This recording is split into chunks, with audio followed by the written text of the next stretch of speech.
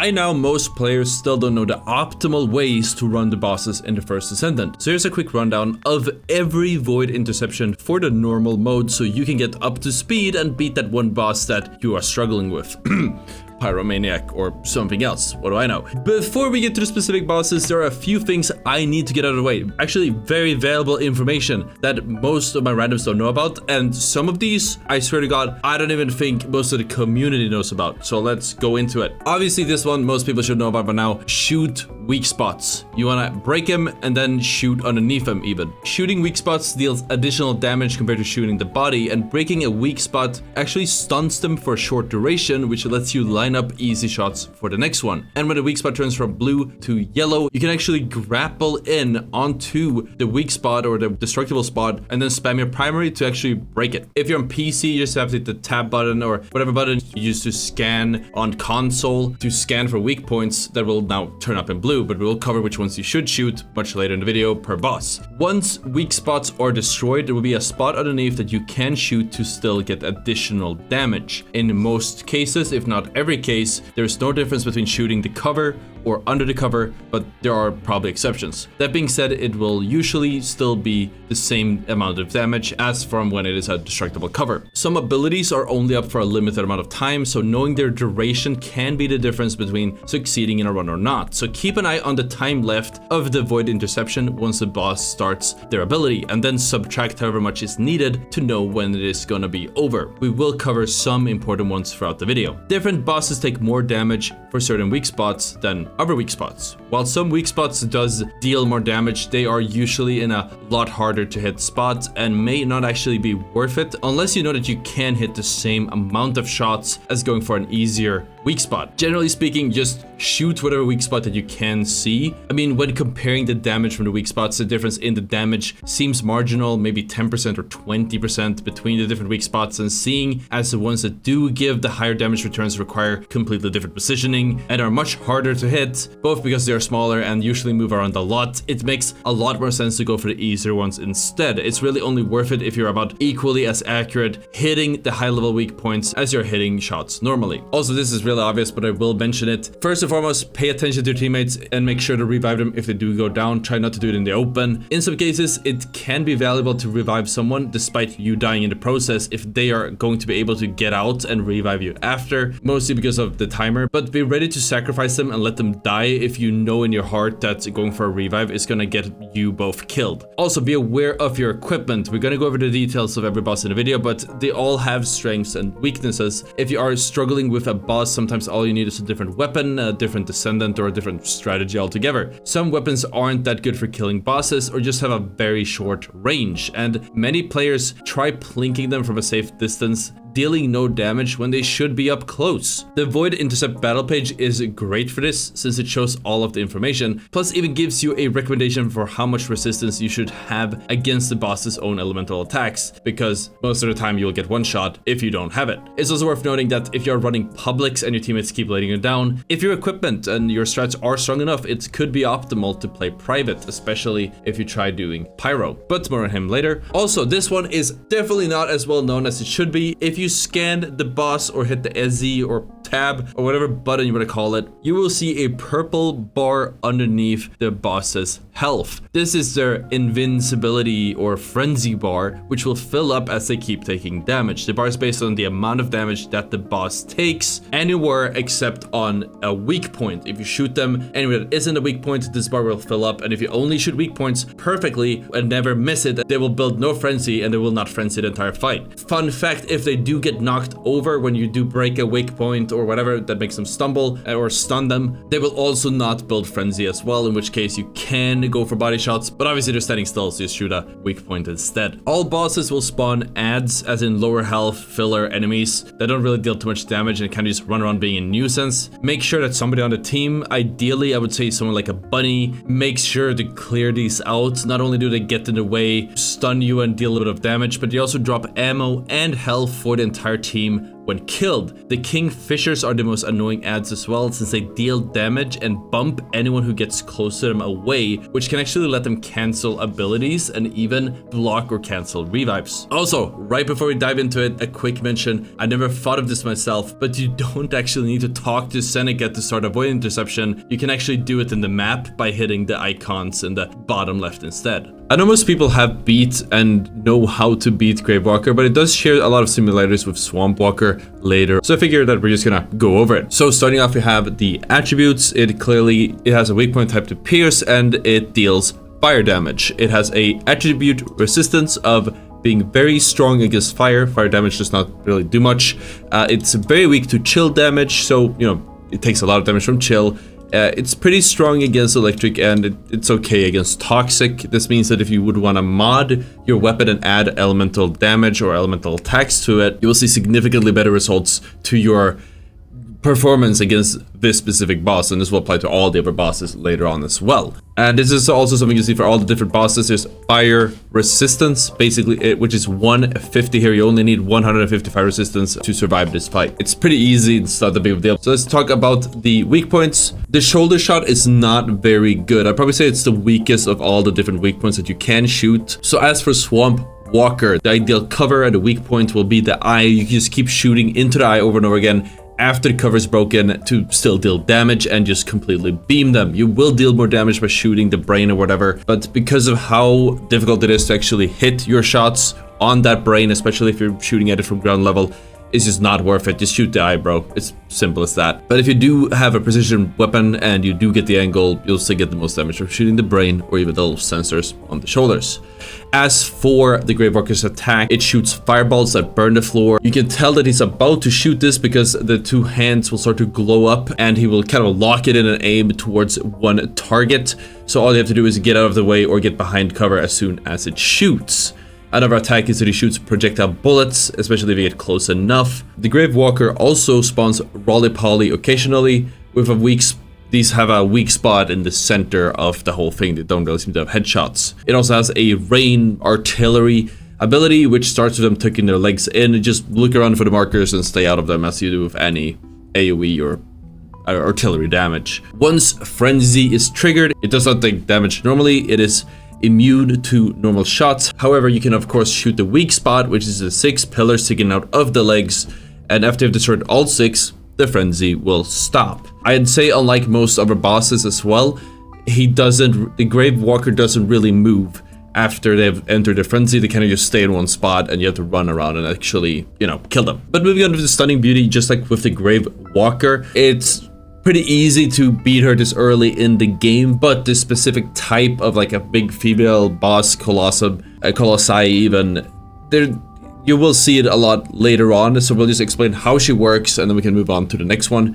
She has a weak point type to Crush, and she deals electric damage. She is strong against fire, very strong about electricity, as you could guess, normal towards chill, and very weak towards toxic damage, and you need 350 electric resistance if you want to absorb damage. As for her weak points, what's interesting with the Stunning Beauty and the female Colossum in general is that you kind of don't want to shoot the shoulders or maybe even the middle little thing in the middle of their chest. Instead, because the legs and the middle seem to take the same amount of damage, and seeing as the legs are mostly not really moving that much and also have a way larger hitbox than a little thing in their chest, shooting the legs will be optimal. Most people seem to go for shoulders, even the middle, but it is so much easier to hit the legs, and the shoulders just don't take enough damage, so just go for the legs. Now, if you do have a sniper or a precision weapon, you will get the most damage by going for the ears, but that's if you can line up those shots and hit them consistently. As for her attacks, she has cleave projectile shots where she holds her hand out like this, and then she kind of just aims towards the enemy, it glows up, and then she shoots. All you have to do to dodge is just roll backwards, really, if she's really close, or forwards. Sometimes it just depends what angle she comes at. The timing is right when the bullets have left her hand, because otherwise she'll just keep tracking you, because otherwise she just leads the shots. She also shoots rockets, so get out of the way or get behind cover when those come.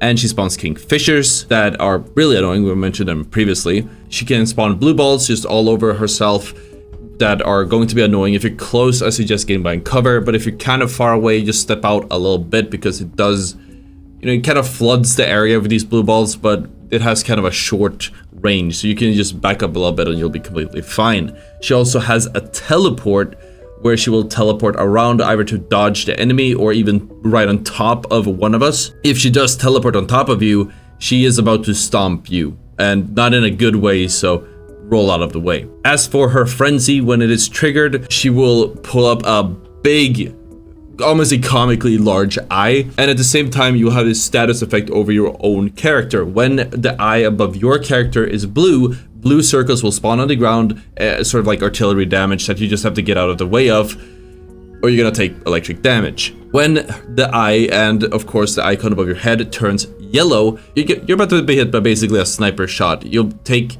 a lot of damage, and you can't really dodge it once the damage leaves because of how fast it is. So the second that you get marked and it starts glowing yellow, break the line of sight between the eye and yourself, and it will cancel it. Just kind of dart in and out of cover, and you will probably stay marked but never really take damage. Obviously the boss will be immune during the frenzy, and the weak point will be the eye itself. When the eye blinks, there won't be any attacks. Also, fun fact with this one, as many of our bosses, frenzy runs out if too much time has elapsed. The eye can be destroyed with enough damage. You can also just kill the boss outright by killing the eye. But moving on, we have the Executioner, which is the first of its kind, much like the Stunning Beauty and the Gravewalker, but it's important to learn about him because it does go over how a lot of things work. Also, I believe you see Executioner, I'm gonna check real quick.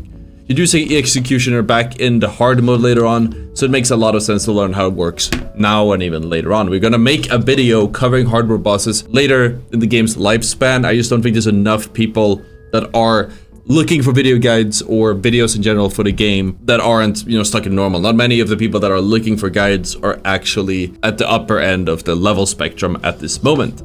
So let's talk about the Executioner. Has a weak point type to burst damage. His attack attribute is electric. He deals electric damage. He is strong against fire, very strong against electric, weak against chill, very weak against toxic, and you are suggested to have a 900 electric resistance if you wanna run him. As for his weak point, he takes pretty solid damage when hit in the legs. The shoulders do take the least amount of damage compared to all of the other weak points, but they are very easy to hit in comparison. So it really just depends what you can do. I'd say that the leg plate is pretty small. If you can get him to stand still for a little bit, if you can get the angle, if he's busy with an enemy, shoot the legs. Otherwise, I find you might as well just go for the shoulders. You will deal most damage by hitting the nose, but this thing is moving around all the time and you cannot reliably deal damage to it, so I do not suggest going for it. As I've said previously also, it's a marginal difference in damage overall. You're better off just going for the shoulder. As for his attacks, there are plenty. One being him holding out a blaster and shooting a bunch of projectiles. All you have to do is get out of the way or get behind cover. There's another one where he holds out the blaster and shoots a solid beam. When the beam comes out, just break line of sight and get behind cover. Simple as that. There's another one where he holds out his blaster and then he charges it a little bit with a charging sound even playing. It sounds something like this, where it then shoots a ball. This ball is slightly homing and it will destroy cover. So get behind cover and it will hit the cover instead. He also has an ability where he spawns kingfishers, and this one people get very wrong, especially because they don't understand how frenzy works. But he also can spawn hummingbirds. These are like flying kingfishers that fly behind him that slowly heal him, if not destroyed. But most notably, hummingbirds increase his frenzy, because obviously they want the boss to be in frenzy, so you'll have a harder time killing them. So make sure to kill the hummingbirds when you can. Another actually pretty cool ability is that he can turn your screen white and then teleport the whole lobby into one spot, to then follow it up with a slam that will deal a significant amount of damage. You want to get out of the way before he lands. It helps to double hop right after the teleport has started and then grapple wherever you want to go. Otherwise, you might get animation or stun locked once you land. If you get close enough, he will go for a melee sword attack that hits anything in a line in front of him. To do so, he will take a quick step back. So as soon as you see him suddenly jerking back a little bit, expect the sword to come in and just roll to the side immediately. As for when his frenzy is toggled, he will obviously be immune, and you need to shoot the pillar on his back instead. He will also be firing off artillery. He will also be firing off artillery attacks. These are the blue circles on the ground you need to get out of the way not to get hit by.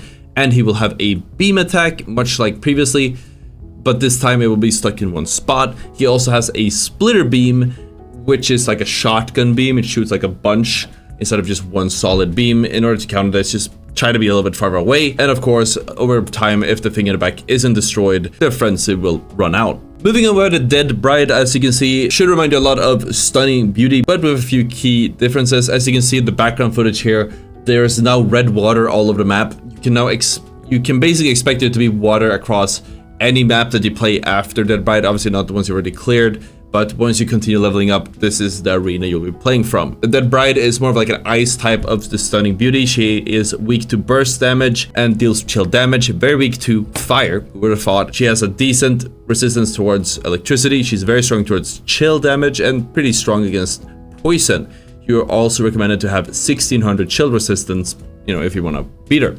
As for her weak points, the legs and the middle will take the same amount of damage, so shooting the legs is optimal. We went over this with Stunning Beauty, but you might have skipped here, so let me just explain real quick that people go for the shoulders or the middle, but it is much easier to hit the legs, and the shoulders just don't take as much damage. So you just shoot the legs instead. If you can, they're also very big, they're wide. You can even hit her leg hitbox from the front when she's facing you. It's a lot easier than going for the tiny thing in the middle of her chest. If you do have a sniper or precision weapon, you can get the most damage because it has the highest modifier by shooting the ears. You can also see here that you can now see a amplifier weak point right here.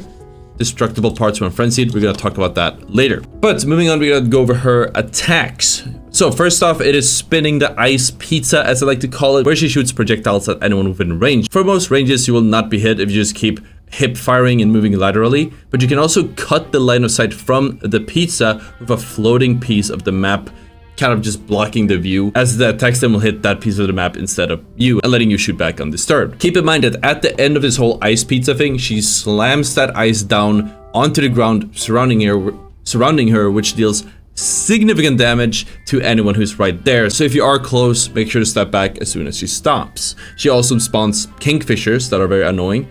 And she does have a laser, so when she pulls up the laser, she will point it at whoever she wants to, and then it will have a tiny indicator laser showing where she wants to shoot, and by the time it finishes charging, she'll just shoot one solid beam in a fixed position. So if you just roll out of the way when it finishes, you will survive very easily. It deals a decent amount of damage and goes through and destroys cover, so all you can do is try to get out of the way and stay on the move. Grappling also helps you stay on the move. She also shoots rockets.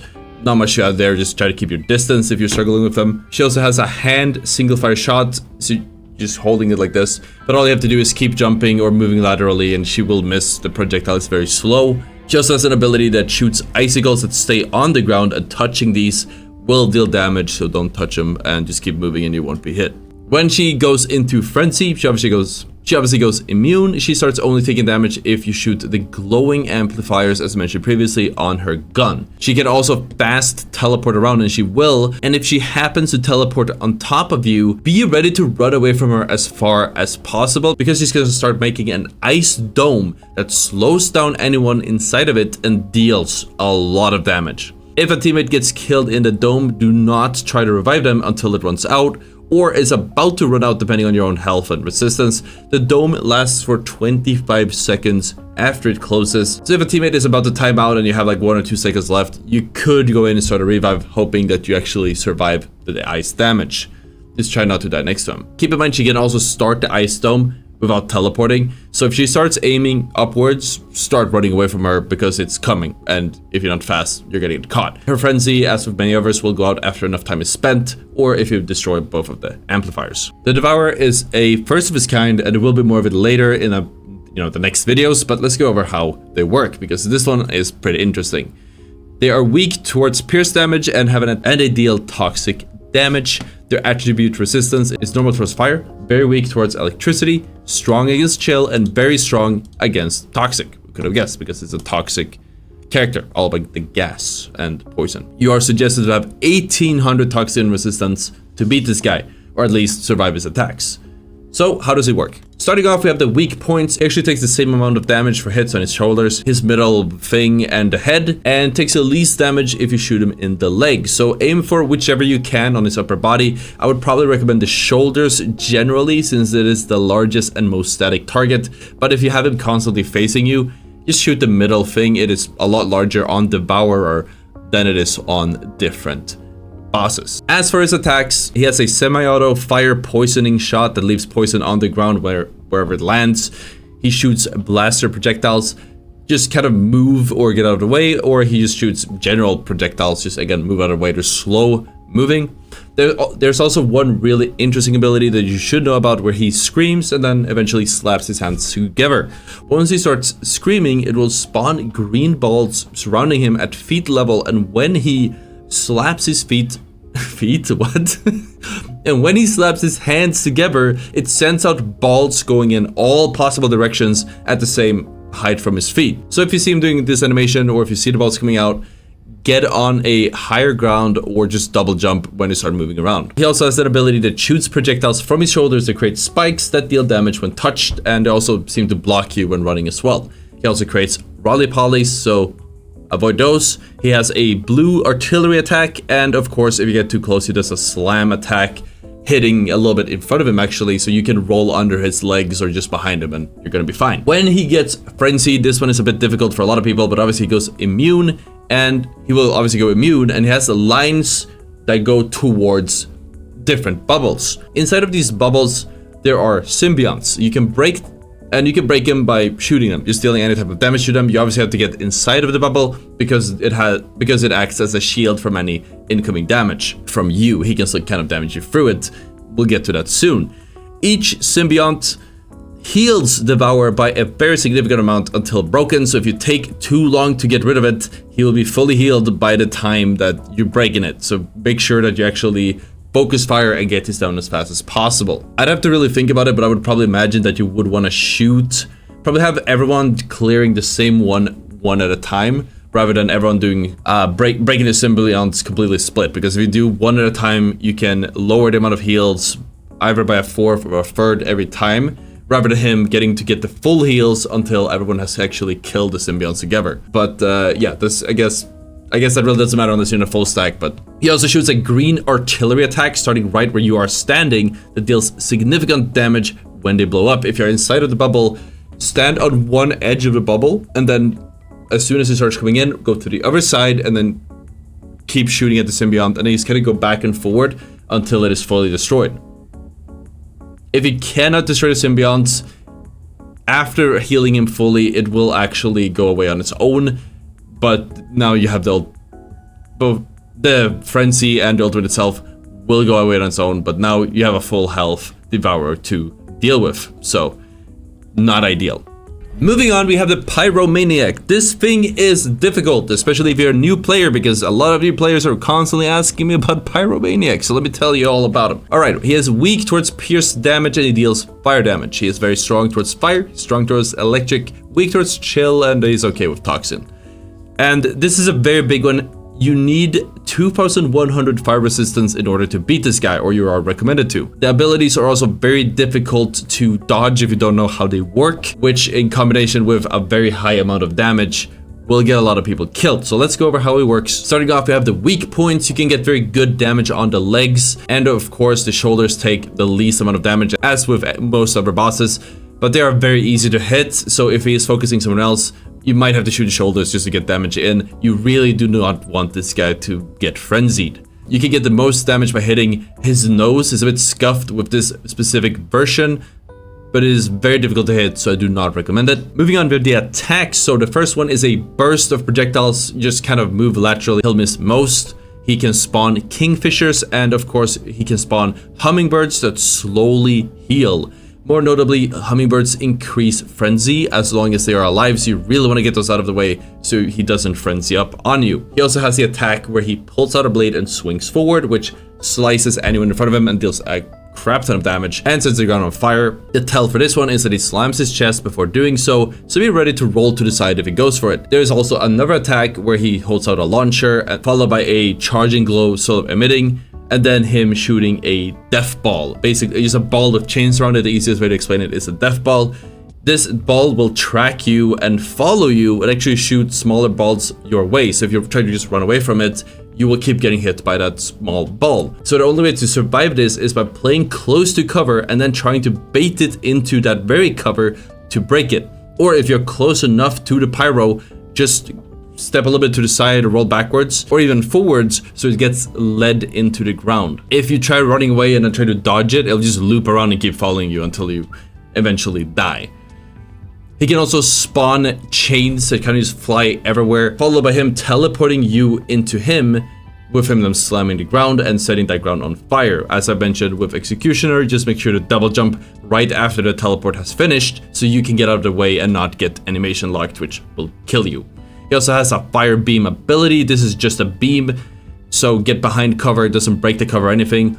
You can also try to get out of range if you really don't want to take damage. Its range is pretty short. As for when he gets frenzied, as I said, you really do not want it to get to this point, but if it does, there's a teleport slam. When he has become frenzied, the teleport slam changes, so it spawns chains that are kind of like rotating around. We'll talk more about those in a little bit.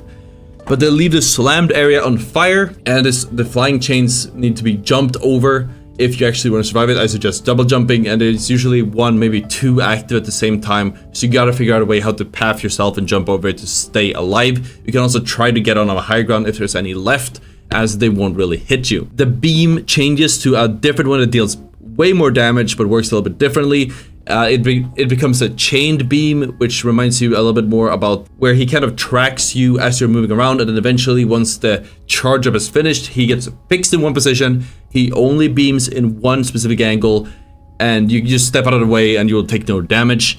You can even try to time it properly and roll right when it finishes to take nearly no damage, if not no damage at all. It also makes it easy for you to get around and shoot the canister sticking out of his back. It's honestly pretty great if you're playing solo, for example, which I did in the background footage. He also has the same split beam that I mentioned previously. If he's going for it, just try to jump out and go to the side. You're probably going to take damage. It's hard to react to it. And again, these chains don't only spawn when he double jumps. He kind of just spawns them whenever he wants to. There's a sort of artillery sort of icon with a circle filling out, showing where they are about to appear right before they do. But it's very short and very hard to notice. But once you know how to look out for it, once you know how it looks, you will be able to predict where they're going to be and plan your dodging appropriately. And of course, as with most frenzies, it will stop on its own if not broken. Moving on, we have the swampy, tanky Swamp Walker with a weak point type to burst. Is an updated version of the Grave Walker. There's a frost one in hard, so it's worth going over this again, what the differences are. He deals toxic damage. He has decent resistance against normal. He has decent resistance against fire. He's very weak to electricity. He's strong to chill and very strong towards toxin. And you are suggested to have a very high toxin resistance of 2600. As with the Grave Walker, though you probably don't remember that because it was level 10. I barely remembered until just now. This dude is very tanky. He has a lot of health, especially compared with the other bosses towards the later end of, well, all the bosses and interceptions.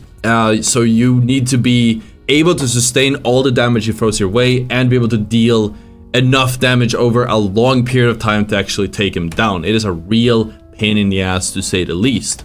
But let's go over how he works so you know as well. Again, as I mentioned with the previous walker, the ideal place to shoot will always be the eye. It's fairly big. It's in the middle of the hitbox. It doesn't move too much. You can just keep shooting into the eye, breaking the cover, and then breaking the eye, and then shooting underneath it to keep dealing that weak point damage. If you do get the angle and have a precision rifle, you could try to shoot the brain at the very middle of at the top of it, but you need to be able to hit a lot of shots because you don't really get that much of additional damage over hitting the eye, and it is a lot more difficult to do so. As for their attacks, the Swamp Walker shoots rockets that leave a poison effect on the ground. They kind of keep tracking you if you're rolling when they're launched, so you're better off trying to get some distance if they're coming your way, or even double jumping and grappling around to have them miss you as they fly past. He can also spawn roly-poly. He can shoot with his machine guns, either one or the two, usually if you get close. And he has a charged attack, which fires one or two big projectiles, depending on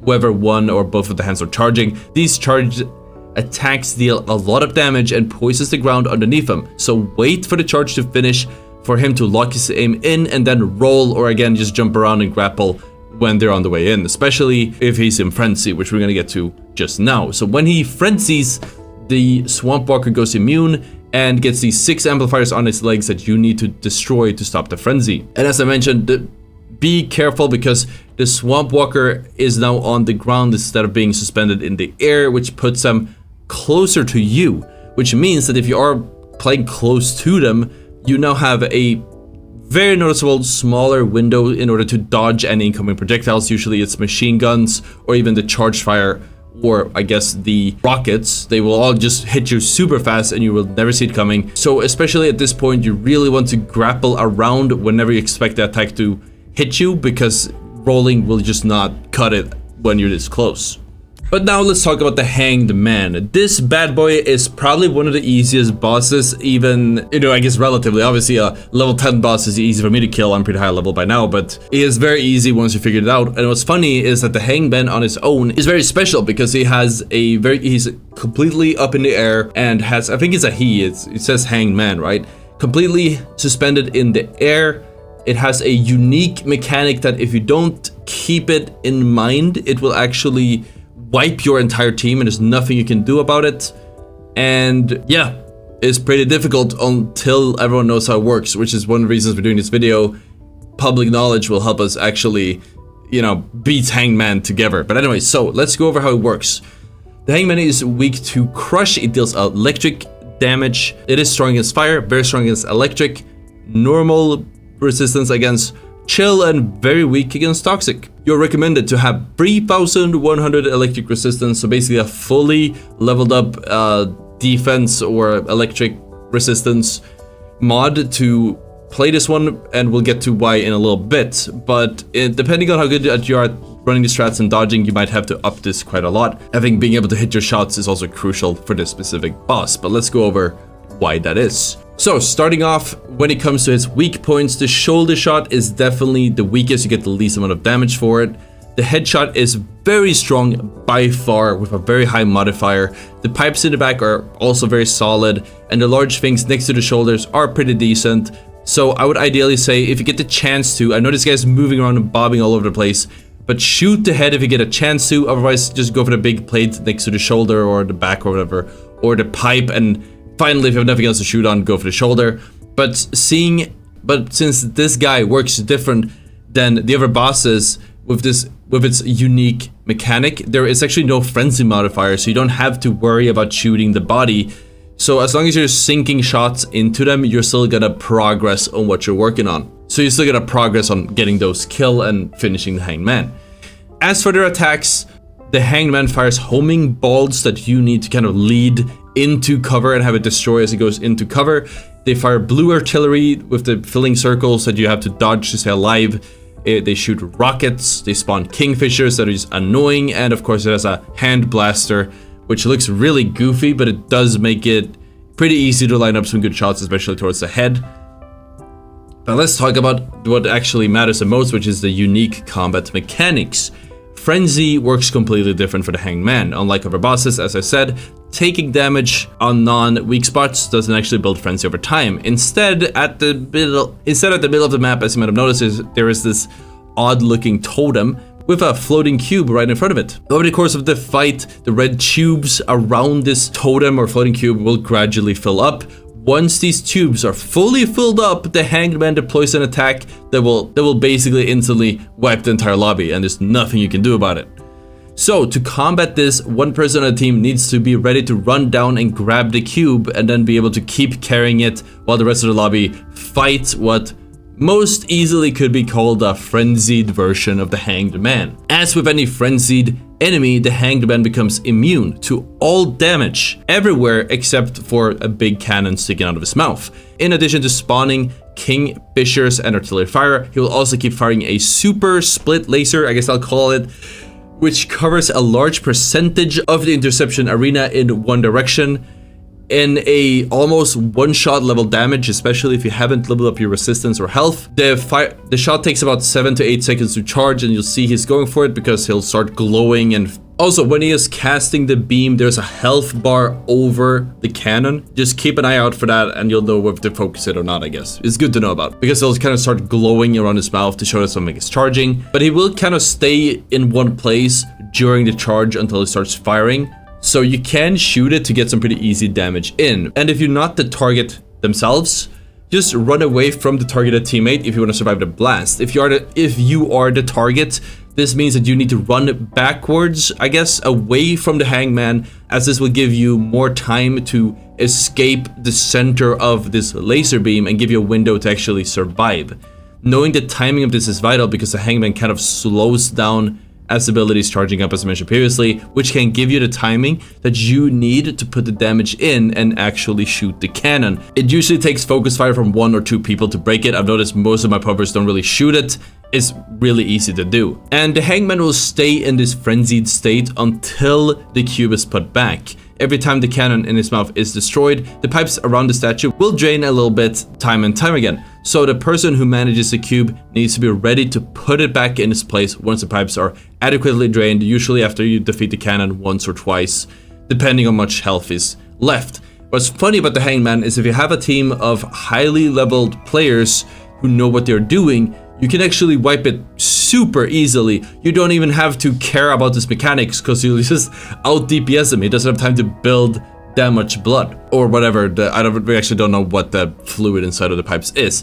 But either way, I noticed that because I was trying to record footage of the hangman, but no matter what I did, he couldn't build up enough frenzy or blood or drain, whatever. So I read it twice when I realized it's not gonna happen. I'm too high level at this point. But overall, if you just follow this plan, you will be able to beat the hangman just as easily. So, and you know, once you learn how to play around the mechanics and get comfortable with it, thanks to that comparatively low health, I have to say the hangman might actually be one of the easiest bosses in the game, at the very least to grind. Which might be good if you guys are like me and you have been going for the ultimate bunny. This is actually on our 46 of our live stream where we have been grinding for the ultimate bunny, which we are currently crafting, and it would have been good to know how easy it is to run the hangman, because then we could have spammed it and just used the repurpose thing at the end of it and actually made the one shard that we needed, but actually get the bunny code, but we didn't get the bunny code, so that sucks. But anyways, that was it for me. I hope that this really helped. Let me know if it did, I guess, and if so, make sure to like and subscribe and all of that. And as usual, if you do enjoy the content, make sure that you hop on over to the Nexon creators page and you hit the support button on my profile that I will be linking in the description. It takes probably a few minutes to do, not even that. If you're logged in, it probably takes 10 seconds. It is completely free, and basically what it does is it supports me and shows Nexon that, oh yeah, this guy has a large fan base, but also it gives me a tiny bit of kickback if you guys do purchase something in game. So it would help me out a lot if you do hop on over and hit that support button. But that was it for me. So thank you guys for watching, and yeah, see ya. Bye bye.